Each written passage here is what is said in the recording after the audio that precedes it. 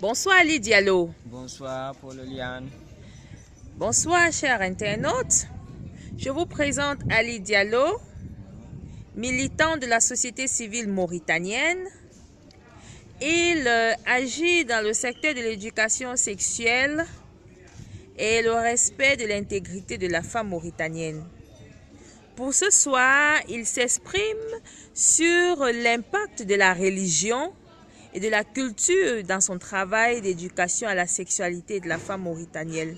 Et bien évidemment, il dira un mot sur un fait spécifique. Il s'agit là des fistules obstétriques.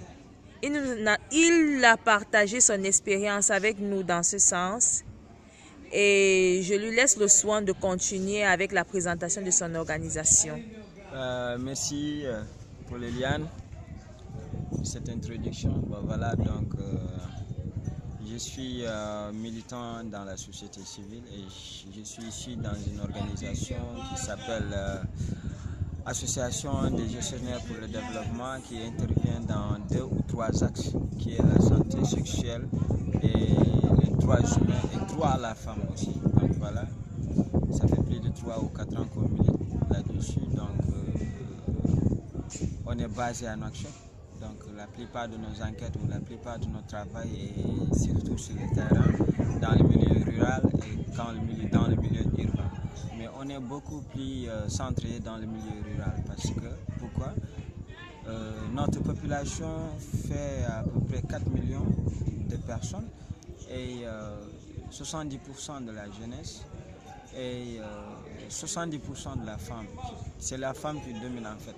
Donc la plupart des femmes, par rapport au sujet de santé sexuelle et autres, elles sont beaucoup plus exposées par rapport à ça parce que quand on dit santé sexuelle, c'est forcément la femme, donc c'est maternel, donc c'est elle qui donne naissance au bébé, c'est elle qui se marie, c'est elle qui doit savoir c'est quoi la planification familiale, c'est elle qui doit veiller à sa santé et bien évidemment à son conjoint aussi. Donc les IST, les VIH-Sida et tous ces phénomènes sont très bel et bien fréquents chez nous. Parce que pourquoi? Ça fait plus de, je dirais, 100 et quelques organisations non gouvernementales qui interviennent dans le thème et dans le milieu sur le sujet. Donc, le sujet est inquiétant. Donc, vu des chiffres, statistiquement, donc c'est un impact. Quels sont les chiffres, s'il vous plaît? C'est un constat. Je peux donner par exemple le taux de prévalence en matière de VIH-Sida au pays, c'est de 12%. Pour une population de 3 millions et quelques. dont les Mauritaniens sont 3 millions et quelques. Exactement. Et donc la femme, elle est beaucoup plus concernée que l'homme. Donc la femme, elle est beaucoup atteinte par rapport à ça. Donc il y a ce manque d'instruction aussi, il y a ce faible niveau d'instruction. Oui, Diallo, excusez-moi de vous interrompre. Les femmes, quel est le pourcentage? 70%. 70%. 70%. Voilà. La femme est dominante chez nous, donc les hommes feront dans les 40%. Et parmi ces 40%, les jeunes sont de 18 ans à 25 ans, c'est 12%. Donc ce qui reste, c'est 35%. Ça, c'est les jeunes et les adolescents. Donc comme je disais, on est dans un pays peuplé un peu, donc qui regroupe un peu de différentes nationalités. Et la santé sexuelle, le point de vue là-bas, c'est un sujet et c'est un problème avec qui que les autorités mauritaniennes elles-mêmes doivent traiter, ou bien les organisations elles-mêmes doivent continuer à traiter. Parce que c'est un phénomène jusqu'au jour là où nous parlons actuellement, qui continue à faire ravage, qui continue vraiment à se propager dans le milieu. Je ne parle pas des cas de VIH, mais je parle d'autres phénomènes comme les fistules obstétricaux, les IST et d'autres pratiques ancestrales qui sont les MGF. Donc, MGF, c'est-à-dire mutilation génitale féminine, voilà, excision et ainsi de suite. Donc, on intervient dans le milieu. Ce que je veux exactement accentuer, c'est la santé de la femme, en fait. C'est ce qui me concerne en plus. C'est le domaine dans lequel je vis. Donc, je ne peux pas parler de la Mauritanie sans toucher la santé de la femme. Tout à fait, c'est le sujet qui nous intéresse. Exactement. Donc, concernant la santé de la femme, quel est l'impact religieux ou culturel qui vous empêche souvent à avancer, ou alors vous n'avez pas de problème avec ce volet-là? Je dirais il y a une barrière en fait. Donc par rapport aux religions, nous avons la religion musulmane, donc qui entend religion musulmane. Il y a beaucoup de sujets par rapport plus précisément au sexe, plus précisément à la santé sexuelle, que certains jugent un peu tabou par rapport à la société. Donc nous sommes issus un peu d'une société conservatrice, d'une société un peu, je dirais, fermée, qui ne veut pas s'ouvrir au monde, qui ne veut pas s'ouvrir aux autres. Donc ils ne savent pas qu'au moment en étant silencieux et qu'on laisse tout passer, et qu'on néglige la santé de la femme, et qu'on néglige certains phénomènes, qu'on ne communique pas. Je crois que cela va un peu à l'encontre des problèmes, et cela un peu entraîne ces problèmes qu'on remarque tout le temps dans le pays. Donc la société, elle est totalement en décadence sociale, en fait, c'est ce que je veux dire. Voilà. Et comment vous arrivez à vous surmonter, à dompter toute cette barrière religieuse, culturelle dans votre travail? Comment vous faites? Bon, actuellement, on est au XXIe siècle et je crois que le monde a beaucoup avancé avec la mondialisation et avec ce système nouveau qui vient, comme quoi que l'histoire d'espacement de naissance et cette histoire de planning familial, en quelque sorte, est notre angle d'attaque par rapport à ça pour toucher exactement la couche vulnérable. D'accord, donc vous attaquez le sujet en partant du planning familial.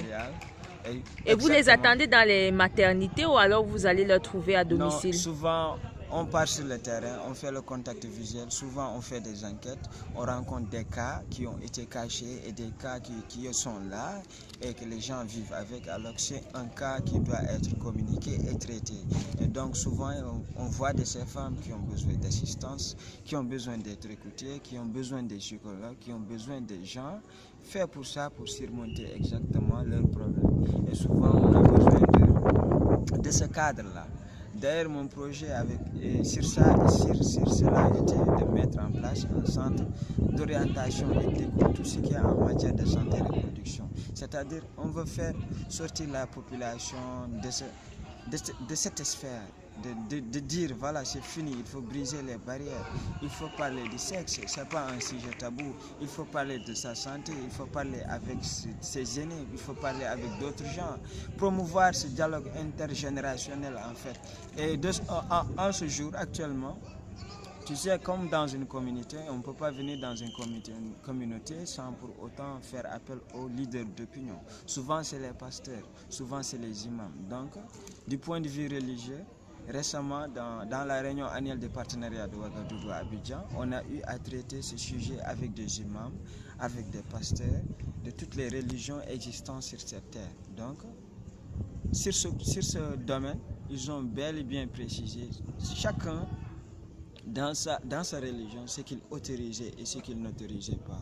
Et chacun, ils ont fait comprendre aussi aux gens, souvent dans un village ou souvent dans une communauté lointaine, enclavée dans le milieu rural, il n'est plus question de se fermer en fait. Non, il faut traiter ces genres de discussions parce que c'est en traitant et en communiquant exactement qu'on arrive à savoir c'est quoi le problème et qu'on arrive à savoir où est-ce que ça se situe le problème et on propose des solutions par rapport à cela.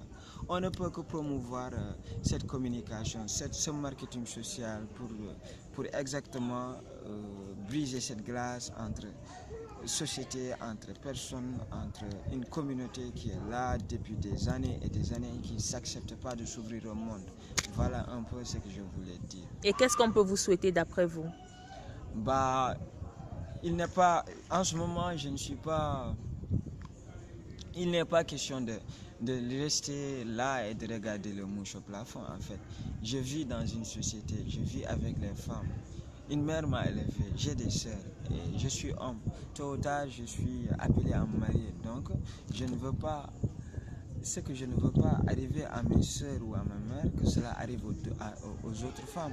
Au moment qu'on sait qu'on peut faire appel à des moyens de bord et faire avec ce qu'on peut pour exactement éradiquer ce fléau-là. Je veux dire exactement que mon combat dans la santé et reproduction ne fait que commencer et ne s'arrêtera jamais jusqu'au jour que la femme va s'épanouir. C'est ce qu'on veut en fait, c'est notre objectif. On veut l'épanouissement de la femme. La femme, c'est la mère, la femme, c'est l'avenir. Donc, autant veiller à ces femmes-là, autant veiller à leur santé, autant se battre pour combattre le taux de maternité, le taux de mortalité, le taux de morbidité, autant se battre pour exactement préserver la santé de la mère et de l'enfant. Voilà. Bonne fête d'Emben à votre maman. Merci. Et bonne fête d'Emben à toutes les femmes mauritaniennes. Merci, Quel message pour les femmes africaines? Bon, la femme africaine qui continue d'être cette femme battante. Comme j'ai l'habitude de dire ça à ma mère, parce que ma mère, elle, c'est une institutrice. Donc, je suis venu au monde connaissant ma mère battante, en fait. Elle ne se laisse jamais faire. C'est une femme du jour au lendemain qui fait tout pour son foyer, qui fait tout pour sa famille et qui fait tout pour son bien-être. Donc, je ne peux dire que la femme africaine qui continue de se battre, qu'elle continue tout le temps de rester cette femme résistante et qui voit loin, cette femme visionnaire et cette femme qui préserve sa famille et sa santé. Voilà, big up la femme africaine. Wallah, je vous aime tous, toutes autant que vous êtes. Bon début de Ramadan. Merci aussi. Qu'Allah veille sur nous. Amin, amin. Pareillement.